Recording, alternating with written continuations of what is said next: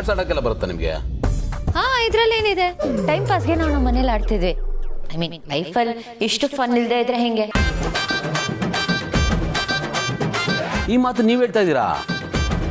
ವಾ, ಸೂಪರ್ ರೀ ನೀವು, ಸಖತ್ ಡೆಮಾಕ್ರೆಟಿಕ್ಕು. ಸರಿ ಬನ್ನಿ ಆಡೋಣ. ಬಟ್ ಒಂದು ಕಂಡೀಷನ್. ಏನು? ಬೆಟ್ ಮಾಡಂಗಿದ್ರೆ 50 ರೂಪಾಯಿ ಅಷ್ಟೇ. 50 ರೂಪಾಯಿನಾ? ಹಾ, 50 ರೂಪಾಯಿ ಅಷ್ಟೇ. ಅದಕ್ಕಿಂತ ಹೆಚ್ಚಾದ್ರೆ ನಾನು ಆಟ ಆಡಲ್ಲ. ಸರಿ ಬನ್ರಿ, ನೀವು ಬರ್ತೀನಿ ಅಂತ ಹೇಳ್ತಾ ಇರೋದೇ ದೊಡ್ಡದು. 50 ರೂಪಾಯಿ ಆಯ್ತು ಬನ್ರಿ, ಆಡೋಣ ಬನ್ನಿ.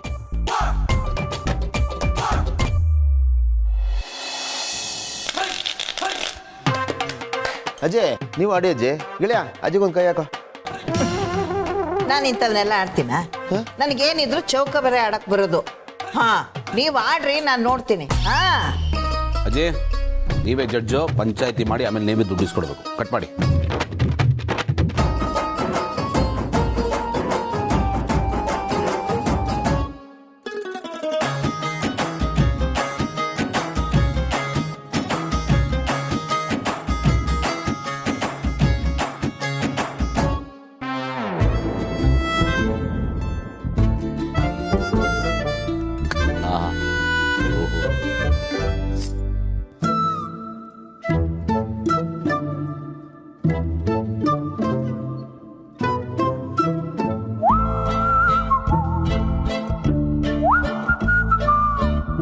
ಅಪ್ಪ ನೀನೇ ಆಡು.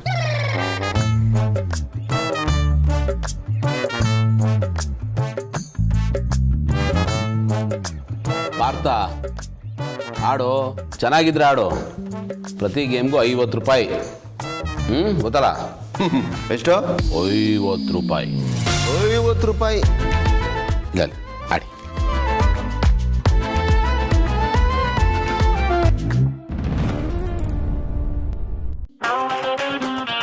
First card super.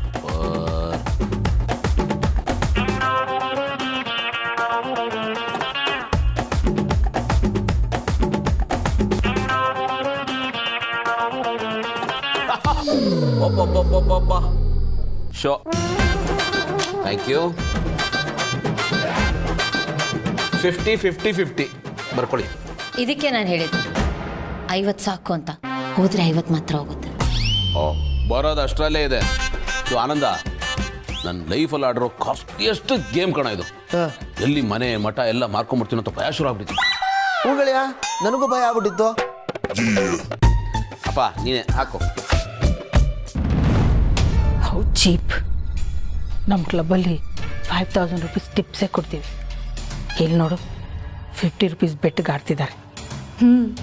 The great Gautam Diwan after all 50 ರೂಪೀಸಿಗೆ ಆಡ್ತಾ ಇದ್ದಾನೆ. ನನ್ಗನ್ಸುತ್ತೆ ಮೋಸ್ಟ್ಲಿ ಅಣ್ಣ 50 ರೂಪೀಸ್ ಹೇಗಿತ್ತು ಅಂತ ಮರ್ತು ಹೋಗ್ಬಿಟ್ಟಿದ್ದಾನೆ. ಇವ್ರ ಸಹವಾಸ ಮಾಡಿ ಈಗೆಲ್ಲ ನೋಡ್ತಾ ಇದ್ದಾನೆ. ಇನ್ನು ಈ ಕಣ್ಣಲ್ಲಿ ಅದೇನೇನು ನೋಡ್ಬೇಕೋ. ಯಪ್ಪ ಯಪ್ಪ ಯಪ್ಪ. ಅರೆ, ನಾನು ಹಾಕ್ತಿರೋ ಎಲ್ಲ ಕಾರ್ಡ್ಸ್ ತಗೋತಿದ್ದೀರಾ? ಹೌದಪ್ಪ, ಅದಂಗೆ ಅದಕ್ಕೆ ಬಿಟ್ಟಿದ್ದು ಎಲ್ಲ ಕಾರ್ಡನ್ನು ತಗೋತಾ ಇದೆಯಾ? ನನಗೆ ಬೇಕಾಗಿರೋ ಕಾರ್ಡ್ ತಗೋತಾ ಇದ್ದೀನಿ ನಾನು. ಗೊತ್ತಾಯ್ತಲ್ಲ?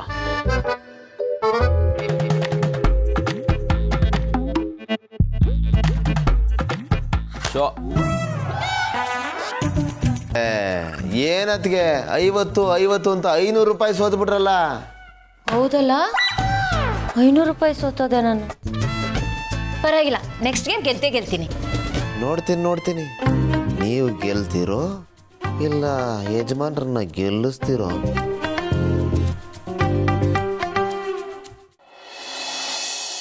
ಅಮ್ಮಣ್ಣ, ನನ್ನ ತಂದೆ ತಾಯಿ ಈ ಭೂಮಿಯ ಮಣ್ಣಲ್ಲಿ ಮಣ್ಣಾಗಿ ಹೋಗಿದ್ದಾರೆ. ಈ ಮರ ಗಿಡಗಳಲ್ಲಿ ಸೇರಿಕೊಂಡಿದ್ದಾರೆ. ಈ ಜಾಗಕ್ಕೆ ಬಂದರೆ ನನಗೆ ದೇವಸ್ಥಾನಕ್ಕೆ ಬಂದಂಗಾಗತ್ತೆ, ದೇವರ ಸಾನ್ನಿಧ್ಯದಲ್ಲಿ ಇದ್ದಂಗಾಗತ್ತೆ. ಈ ಜಾಗ ನನ್ನ ತಂದೆ ತಾಯಿ ನನಗೆ ಕೊಟ್ಟಿರೋ ಭಿಕ್ಷೆ. ಅವ್ರ ನೆನಪಿನಲ್ಲಿ ನಾನು ಇದನ್ನು ಇಟ್ಕೊಂಡಿದ್ದೀನಿ. ದೇವೊಂದೇನೆಂದರೆ, ಇನ್ನಲ್ಲಿ ಕೇಳ್ಕೊಳ್ಳೋದು, ದಯವಿಟ್ಟು ಗಿಡಗಳನ್ನು ಚೆನ್ನಾಗಿ ನೋಡ್ಕೊ, ಸರಿಯಾದ ಸಮಯಕ್ಕೆ ಗೊಬ್ಬರ ನೀರು ಕೊಡು, ಕಳೆಗಳನ್ನು ಕೀಳು. ಈ ಭೂಮಿ ಇದ್ರೇ ನಾವು, ಇದು ಚೆನ್ನಾಗಿದ್ರೆ ನಾವು ಚೆನ್ನಾಗಿರ್ತೀವಿ ಅಲ್ವಾ? ಸರಿ, ಈಗ ಹೋಗಿ ಮೋಟ್ರ್ ಆನ್ ಮಾಡಿ ನೀರು ಹೊಯ್ಸು.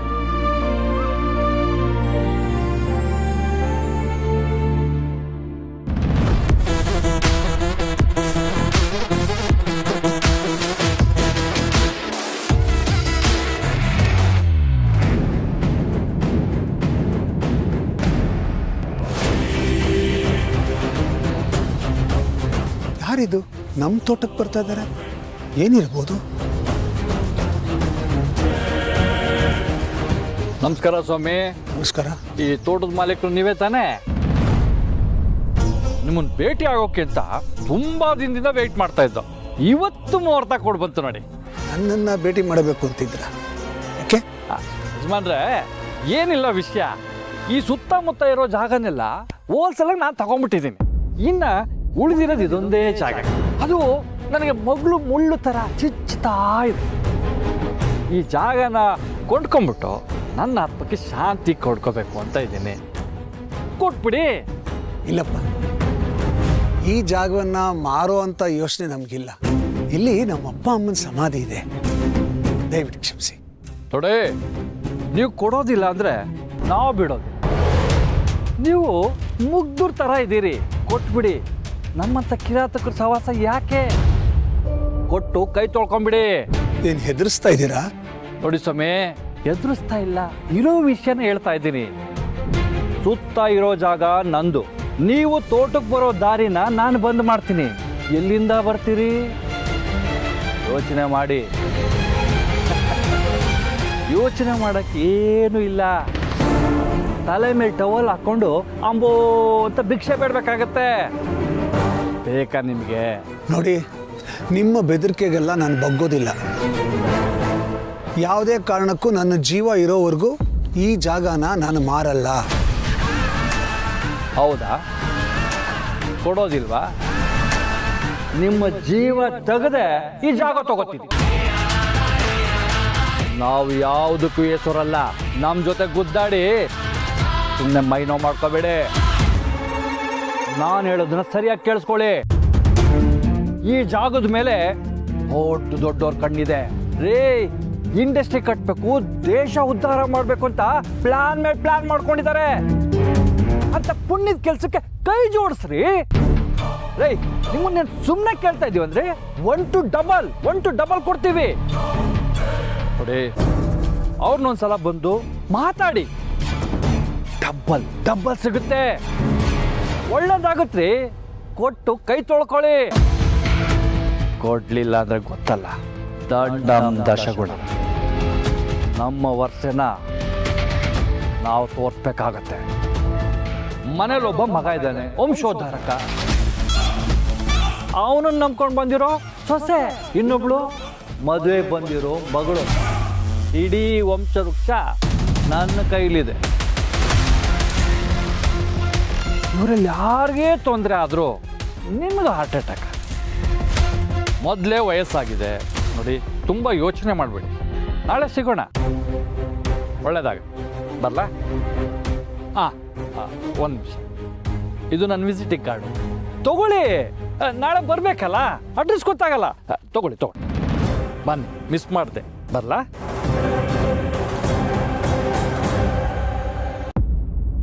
ಕೊಡ್ಲಿಲ್ಲ ಅಂದ್ರೆ ಗೊತ್ತಲ್ಲ, ದಂಡಂ ದಶಗುಣ.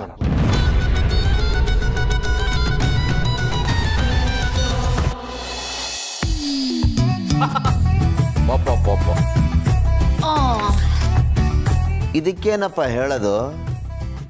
ಗೆಲ್ಲುವ ಕುದುರೆ ಎಂದು ಗೆಲ್ಲುವುದು, ಹಳ್ಳದ ಕಡೆಗೆ ನೀರು ಹರಿಯುವುದು, ಹಣವಂತರಿಗೆ ಹಣ ಸೇರುವುದು. ಹೌದಪ್ಪ, ಏನ್ ಸಿಕ್ಕಾಪಟ್ಟೆ ರಿಚ್ ಆಗ್ಬಿಟ್ಟಿದೀನಿ ನೋಡು. ವರ್ಲ್ಡ್ ಬ್ಯಾಂಕ್ ಲೋನ್ ಕೊಡ್ಬೋದು, ಅಷ್ಟು ದುಡ್ಡಿದೆ. ಇದನ್ನ ಇಟ್ಕೊಂಡು ಏನ್ ಮಾಡ್ಬೇಕು ಅಂತ ಗೊತ್ತಾಗ್ತಾ ಇಲ್ಲ ನನಗೆ. ಸ್ವಿಸ್ ಬ್ಯಾಂಕ್ ಅಲ್ಲಿ ಹೊಸದಾಗ ಒಂದು ಅಕೌಂಟ್ ಓಪನ್ ಮಾಡ್ಬೇಕಷ್ಟೆ.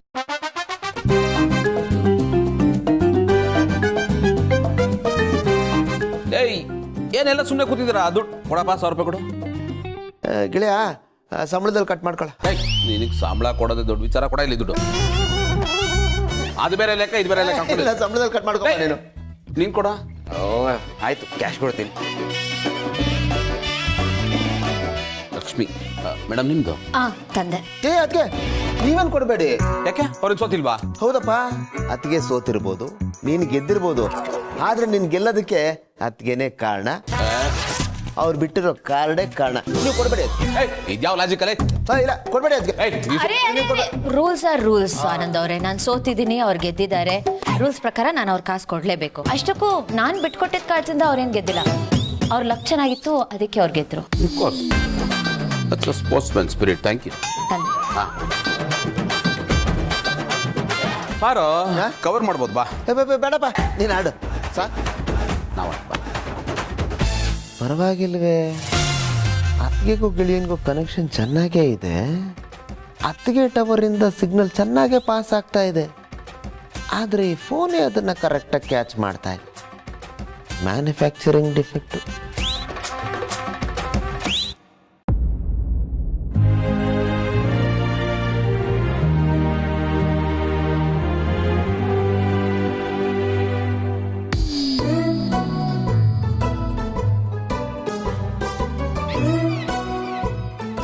₹700 ಮಾತ್ರ ಇದೆ. ನನಗೆ ₹1000 ಬೇಕು. ಜೀವಾನೇ ಗತಿ.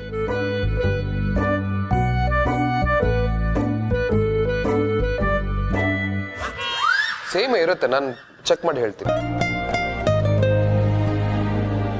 1 ಸೆಕೆಂಡ್, ನನ್ನ ಅಕ್ಕ ಕಾಲ್ ಮಾಡ್ತಿದ್ದಾಳೆ, ವಾಪಸ್ ಮಾಡ್ತೀನಿ. ಓಕೆ. What a surprise. ಏನಕ್ಕ ಬೆಳಗ್ಗೆ ಬೆಳಗ್ಗೆನೆ ಕಾಲ್ ಮಾಡ್ಬಿಟ್ಟಿದ್ಯಾ? ಏನ್ ಸಮಾಚಾರ? ಇನ್ನೇನೋ same old problem. Same old problem. ಏನದು? ಕಾಸ್ಟ್ ಶಾರ್ಟೇಜ್ ಇದೆ ಜೀವ. ಪ್ಲೀಸ್ ಒಂದು ₹300 ಟ್ರಾನ್ಸ್ಫರ್ ಮಾಡ್ತೀಯಾ? ಏನಕ್ಕ ನೀನು ₹300 3 ಕೋಟಿ ಕೇಳ್ದಂಗೆ ಕೇಳ್ತಿದ್ಯಾ? ಕೇಳೋ ಬೇಡವೋ ಅಂತ ಯೋಚನೆ ಮಾಡಿ ಕೇಳ್ತಿದ್ಯಾ? ಭಾವನ್ ಕೇಳಿದ್ರೆ ಅವರೇ ಕೊಟ್ಟಿರೋರು. ಓ, ಭಾವನ್ ಕೇಳ್ದಕ್ಕೆ ನಿನ್ ಸ್ವಾಭಿಮಾನ ಅಡ್ಡ ಬರ್ತಿದೆ ಅಲ್ವಾ? ಮುಜುಗರ ಆಗತ್ತೆ. ಅರ್ಥ ಆಯ್ತು ಬಿಡು. ಅದಕ್ಕೆ ಇಂಥ ಸಿಚುವೇಶನ್ ಬಂದಾಗ ನನಗೆ ಫೋನ್ ಮಾಡ್ತೀಯ. ಮತ್ತೆ ಇನ್ಯಾರ ಹತ್ರ ಹೋಗಿ ಕೇಳಲಿ? ಬೇರೆಯವ್ರು ಯಾರ ಹತ್ರ ಆದ್ರೂ ಹೋಗಿ ಕೇಳಿದ್ರು ಹೋಗೋದು ಗೌತಮ್ ಅವ್ರ ಮರ್ಯಾದೆ ಅಲ್ವಾ? ಇಷ್ಟು ದೊಡ್ಡ ಬಿಸ್ನೆಸ್ ಮ್ಯಾನ್ ಗೌತಮ್ ಅವ್ರ ಹೆಂಡತಿ 200-300ಗೆ ಕೈ ಚಾಚ್ತಿದ್ದಾಳೆ ಅಂದ್ರೆ ತಪ್ಪು ತಿಳ್ಕೊಳಲ್ವಾ? ಸರಿ ಬಿಡಕ್ಕ, ನೀನ್ ಇಷ್ಟೊಂದು ಎಕ್ಸ್ಪ್ಲೇನ್ ಮಾಡೋದು ಬೇಕಾಗಿಲ್ಲ. ₹300 ತಾನೆ, ಕಳಿಸ್ತೀನಿ. ಥ್ಯಾಂಕ್ ಯು ಕಣೋ. It's okay, leave it.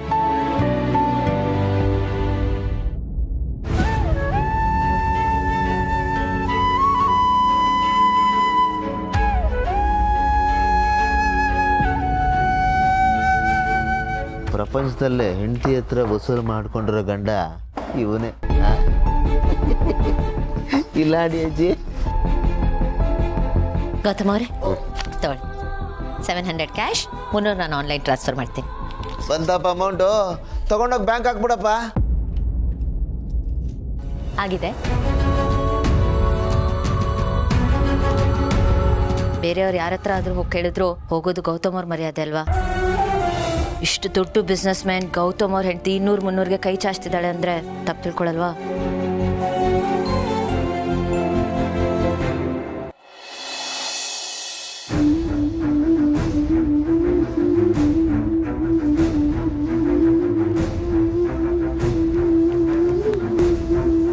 ಹೋಗಿದ್ ಕೆಲಸ ಆಯ್ತೇನ್ರಿ? ನಂಜಪ್ಪ ಹೇಗಿದ್ದಾನೆ?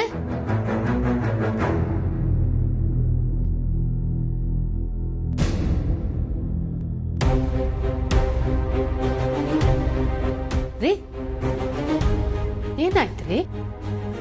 ಏನಿಲ್ಲ ಮಂದಾಕಿನಿ. ಏನಾಯ್ತಪ್ಪ? ಏನಿಲ್ಲ ಅಂತ ಹೇಳಿದ್ನಲ್ಲ. ಅಪ್ಪ ನೀವು ಬೇಗ ಬಂದ್ರಾ? ಅಣ್ಣ ಅತ್ತಿಗೇನು ಮನೆಯಲ್ಲೇ ಇದ್ದಾರೆ. ನಾವೆಲ್ಲರೂ ಸೇರ್ಕೊಂಡು ಕಾರ್ಡ್ಸ್ ಆಡೋಣವಾ? ತುಂಬಾ ಚೆನ್ನಾಗಿರುತ್ತೆ. ಬೇಡ ಕಂದ, ಇವತ್ತು ಬೇಡ, ನಂಗೆ ಮೂಡಿಲ್ಲ. ರೀ ಕಾರ್ಡ್ಸ್ ಆಡೋದು ಅಂದ್ರೆ ನಿಮ್ಗೂ ಇಷ್ಟ ಅಲ್ವಾ? ಒಂದೆರಡು ಆಟ ಆಡಿ. ಬೇಡ ಮಂದಾಕಿನಿ, ನನಗೆ ಸುಸ್ತಾಗಿದೆ, ನಾನು ಮಲಗ್ತೀನಿ. ಜೀವ ಏನಾಯ್ತು ಇವ್ರಿಗಿದ್ದಕ್ಕಿದ್ದ ಹಾಗೆ? ಬೆಳಗ್ಗೆ ಹೋಗ್ತಾ ಚೆನ್ನಾಗೇ ಇದ್ರು. ಆಚೆ ಹೋಗಿದ್ರಲ್ವಾ, ಟೈರ್ಡ್ ಆಗಿರ್ತಾರೆ ಅಷ್ಟೇ, ಮತ್ತೇನಿಲ್ಲ. ಅಷ್ಟೇ ಅಂತೀಯ? ಬನ್ನಿ ನಾವು ಆಡೋಣ. ಹೋಗಿ.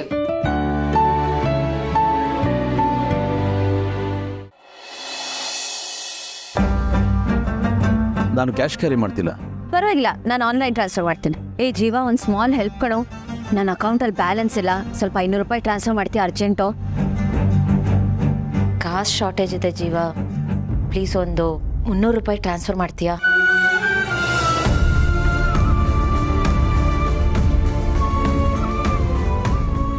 ಏನಾಗಲಿ ಯೋಚನೆ ಮಾಡ್ತಾ ಇದ್ಯಾ?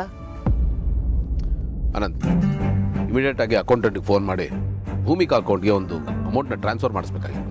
ಯಾಕೋ ಏನಾದರೂ ಎಮರ್ಜೆನ್ಸಿ ಇತ್ತಾ? ಪಾಪ ಅವ್ರಿಗೆ ತುಂಬ ಸರ್ತಿ ಎಮರ್ಜೆನ್ಸಿ ಇತ್ತು, ನಾನೇ ಸರಿಯಾಗಿ ಅರ್ಥ ಮಾಡ್ಕೊಳ್ಳಿಲ್ಲ ಅಷ್ಟೇ. ಏನು ಹೇಳ್ತಾ ಇದ್ಯೋ? ನಾವು ಗಂಡಸರೇ ಇಷ್ಟೇ ಕಣ, ಲೋಕಲ್ ಪಾಲಿಟಿಕ್ಸಿಂದ ಹಿಡಿದು cricket, budget, current affairs, Joe Biden ತನಕ ಮಾತಾಡ್ತೀವಿ. ಏನು ಎಕ್ಸ್ಪರ್ಟ್ಗಳ ಥರ ನಾವು ಜಡ್ಜ್ಮೆಂಟ್ ಕೊಡ್ತೀವಿ, ಕಮೆಂಟ್ಗಳು ಪಾಸ್ ಮಾಡ್ತೀವಿ. ಆದರೆ ನಮ್ಮ ಬುಡದಲ್ಲಿ ಏನಾಗ್ತಾ ಇದೆ ಅನ್ನೋದೇ ಮರ್ತ್ಬಿಡ್ತೀವಿ ಅನ್ನೋದಕ್ಕಿಂತ ಓವರ್ಲುಕ್ ಮಾಡಿಬಿಡ್ತೀವಿ, ಅದ್ರ ಕಡೆ ಗಮನನೇ ಕೊಡಲ್ಲ. ನಮಗೆ ಬೇಕಾದಾಗೆ ನಮ್ಮ ಪ್ರಪಂಚದಲ್ಲಿ ನಾವು ಆರಾಮಾಗಿ ಇದ್ಬಿಡ್ತೀವಿ. ಮನೇಲಿ ನೆಟ್ಟಿಗೆ ಸಕ್ಕರೆ ಡಬ್ಬಿ ಎಲ್ಲಿರುತ್ತೆ ಅಂತಲೇ ಗೊತ್ತಿರಲ್ಲ ಕಣ ನಮಗೆ. ಇದು ನಮ್ಮ ಪರಿಸ್ಥಿತಿ. ಕರೆಕ್ಟಾಗಿ ಹೇಳಿದೆ ಗೆಳೆಯ. ಅಡುಗೆ ಮನೇಲಿ ಗ್ಯಾಸ್ ಸ್ಟವ್ ಹಚ್ಚೋದು ಅಂದರೆ ಚಂದ್ರಯಾನಕ್ಕೆ ರಾಕೆಟ್ ಲಾಂಚ್ ಮಾಡ್ತಾ ಇದ್ದೀವೇನೋ ಅನ್ನೋ ಫೀಲ್ ತಗೊಂಡು ಆಪ್ರಿ ಬಿದ್ದುಬಿಡ್ತೀವಿ, ಕೈ ಕಾಲೇ ಆಡಲ್ಲ.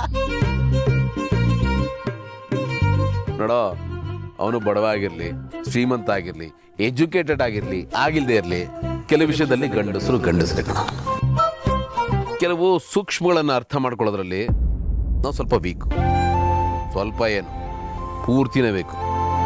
ಎಲ್ಲನೂ ಒಂದು ಈ ಕ್ರಿಕೆಟ್ ಹೈಲೈಟ್ಸ್ ಥರ, ನ್ಯೂಸ್ ಹೆಡ್ಲೈನ್ಸ್ ಥರ ನೋಡ್ತೀವಿ. ಈ ಸಣ್ಣ ಪುಟ್ಟ ಸೂಕ್ಷ್ಮಗಳನ್ನು ಇಗ್ನೋರ್ ಮಾಡಿಬಿಡ್ತೀವಿ. ಅದು ಇಂಪಾರ್ಟೆಂಟೇ ಅಲ್ಲ ಅನ್ನೋ ಥರ ಬಿಟ್ಬಿಡ್ತೀವಿ. ಕರೆಕ್ಟ್.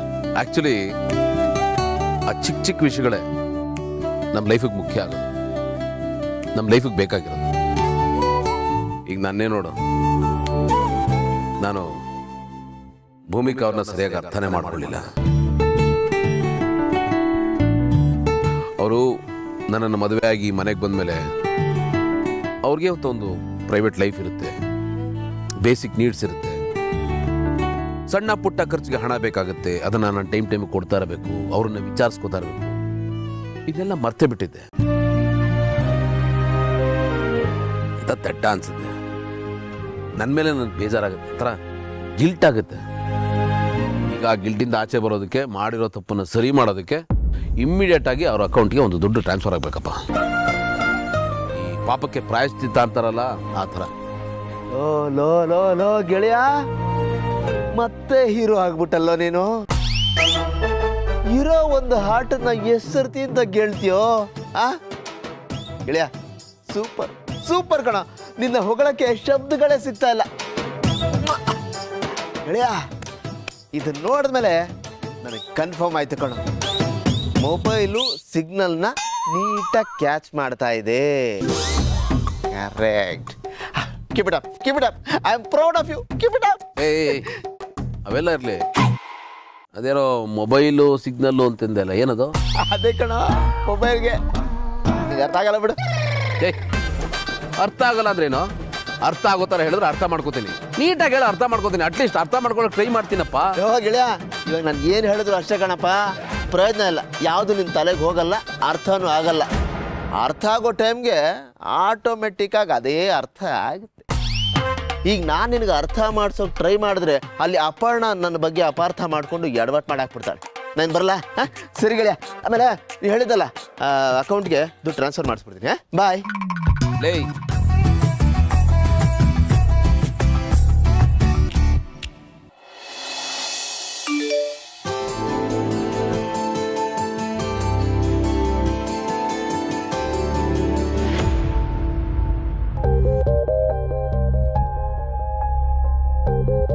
ಎರಡು ಮೂರು ನಾಲ್ಕು ಐದು ಆರು ಏಳು ಎಂಟು 10 ಕೋಟಿನಾ? ನನ್ನ ಅಕೌಂಟ್ಗೆ 10 ಕೋಟಿ ಟ್ರಾನ್ಸ್ಫರ್ ಆಯ್ತಾ? ಸಾಧ್ಯನೇ ಇಲ್ಲ. ನಾನೆಲ್ಲಿ 10 ಕೋಟಿಯಲ್ಲಿ? ಫೇಕ್ ಮೆಸೇಜ್ ಇರುತ್ತೆ ಇವ್ರಿಗೆಲ್ಲ ಮಾಡೋ ಕೆಲಸ ಎಲ್ಲ, ಏನೇನೋ ಕಳಿಸ್ತಿರ್ತಾರೆ. ಭೂಮಿಕಾ, ನಿಮ್ಮ ಅಕೌಂಟ್ಗೆ ಅಮೌಂಟ್ ಟ್ರಾನ್ಸ್ಫರ್ ಆಯ್ತಾ? ನಿಮ್ಗೆ ಹೆಂಗೆ ಗೊತ್ತಾಯ್ತು? ಓಹ್, ನಿಮಗೂ ಮೆಸೇಜ್ ಬಂತಾ? ನನಗೆ 10 ಕೋಟಿ ಬಂತು, ನಿಮಗೆ ಎಷ್ಟು ಬಂತು? ಫೇಕ್ ಮೆಸೇಜಸ್ ಹೇಳಿ, ಎಷ್ಟು ಬಂತು? ರೀ, ಫೇಕ್ ಮೆಸೇಜ್ ಅಲ್ಲ ರೀ, ನಾನೇ ಮಾಡಿಸಿದ್ದು. ಅಯ್ಯೋ ದೇವ್ರೆ, ಏನಾಯ್ತು? ಆರಾಮಾಗಿದ್ದಾರೆ ತಾನೆ? ಹಾಕಿರೋದು 10 ಕೋಟಿ ರೂಪಾಯಿ, ಅದರಲ್ಲಿ ಏನ್ರಿ ಇದೆ? ಏನಿದೆಯಾ? ಏನಿಲ್ಲ ಅಂತೇಳಿ 10 ಕೋಟಿ, ಇಷ್ಟೊಂದು ದುಡ್ಡು ನನ್ನ ಕನಸಲ್ಲೂ ನೋಡಿರ್ಲಿಲ್ಲ. ಅಲ್ಲ, ನನಗೆ ಯಾಕೆ ಇಷ್ಟೊಂದು ಕಾಸು? ನಾನು ಏನು ಮಾಡಲಿ?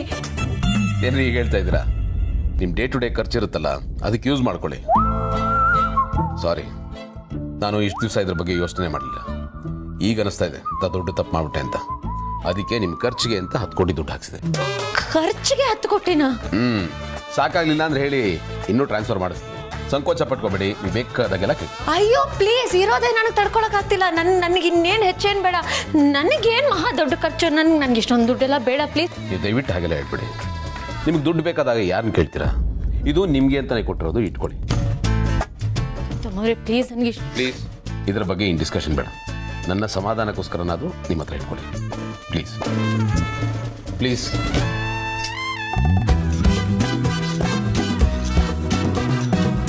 ಹತ್ತು ಕೋಟಿ?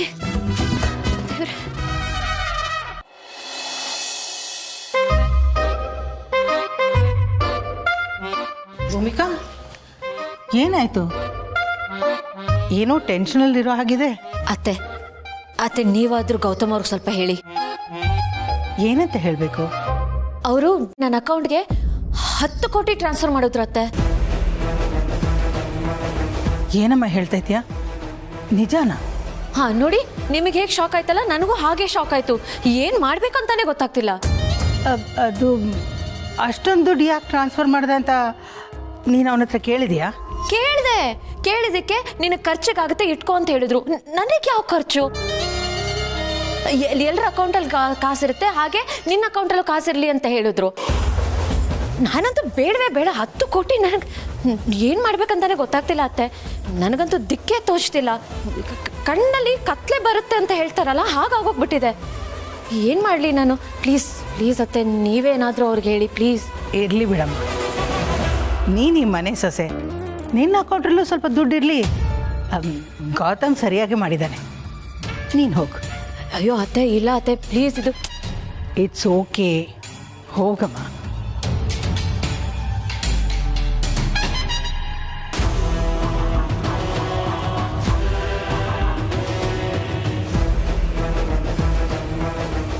ಏನಮ್ಮ ಇದು? 10 ಕೋಟಿ? ಅಣ್ಣ ಇವ್ರನ್ನ ಹೆಂಡತಿಯಾಗಿ ಅಕ್ಸೆಪ್ಟ್ ಮಾಡ್ಬಿಟ್ನಾ? ಅಂಡ್ ಇವರಿಬ್ರು ಮಧ್ಯ 10 ಕೋಟಿ ಕೊಡೋಷ್ಟು ಬಾಂಡಿಂಗ್ ಬೆಳ್ಬಿಡ್ತ. ನನ್ಗೆ ಯಾಕೋ ಇದು ವಾರ್ನಿಂಗ್ ಥರ ಅನ್ನಿಸ್ತಾ ಇದೆ. ಈಗ ಅವ್ರ ಅಕೌಂಟಿಗೆ ದುಡ್ಡು ಹೋಗಿದೆ. ಅಜ್ಜಿ ತನಕ ಈ ವಿಷಯ ಹೋಗಿ ಅಜ್ಜಿ ಇದರಿಂದ ಇನ್ಸ್ಪೈರ್ ಆಗಿ ಈ ಮನೆನೆಲ್ಲ ಅವರಿಗೆ ಒಪ್ಪಿಸ್ಬಿಟ್ರೆ ಹಾಗೇನು ಮಾಡೋದು? ನೀನು ಅಷ್ಟೆಲ್ಲ ತಲೆ ಕೆಡಿಸ್ಕೋಬೇಡ. ಅವಳಿಗೆ ಈ ಮನೇನ ಮ್ಯಾನೇಜ್ ಮಾಡೋಷ್ಟು ಕೆಪಾಸಿಟಿನೂ ಇಲ್ಲ, ಧೈರ್ಯನೂ ಇಲ್ಲ. 10 ಕೋಟಿ ಅವಳ ಅಕೌಂಟಿಗೆ ಹೋಗಿದ್ದಕ್ಕೆ ಇಷ್ಟೊಂದು ಗಾಬರಿ ಆಗಿದ್ದಾಳೆ. ಇನ್ನು ಈ ಮನೆಯೆಲ್ಲ ನಿಂದು ಅಂತ ಹೇಳಿದ್ರೆ ತಲೆ ಸುದ್ದು ಬಿದ್ದುಬಿಡ್ತಾಳೆ. ಅದೆಲ್ಲ ಅವಳ ಕೈಯಲ್ಲಿ ಸಾಧ್ಯನೇ ಆಗಲ್ಲ. ಮನೆ ಬದಲಾಗಿದ್ರೂ ಮಿಡ್ಲ್ ಕ್ಲಾಸ್ ಮೆಂಟಾಲಿಟಿ ಬದಲಾಗಲ್ಲ. ಅವಳ ಬಗ್ಗೆ ನೀನು ಅಷ್ಟೆಲ್ಲ ತಲೆ ಕೆಡಿಸ್ಕೋಬೇಡ, ಜಸ್ಟ್ ಇಗ್ನೋರ್. ನೋಡು, ಇದೆಲ್ಲ ಇಷ್ಟರಲ್ಲೇ ಮುಗ್ದೋಗುತ್ತೆ. ಆ 10 ಕೋಟಿನ ಅವಳ ಜೀವನ ಪೂರ್ತಿ ಖರ್ಚು ಮಾಡಲ್ಲ. ಈ ದುಡ್ಡಲ್ಲೇ ಅಲ್ಲಲ್ಲ, ಈ ದುಡ್ಡಿಗೆ ಬರೋ ಇಂಟ್ರೆಸ್ಟಲ್ಲೇ ಅವಳ ಜೀವನ ಪೂರ್ತಿ ಕಳೆದೋಗುತ್ತೆ. ಅವಳ ಯೋಗ್ಯತೆನೇ ಅಷ್ಟು.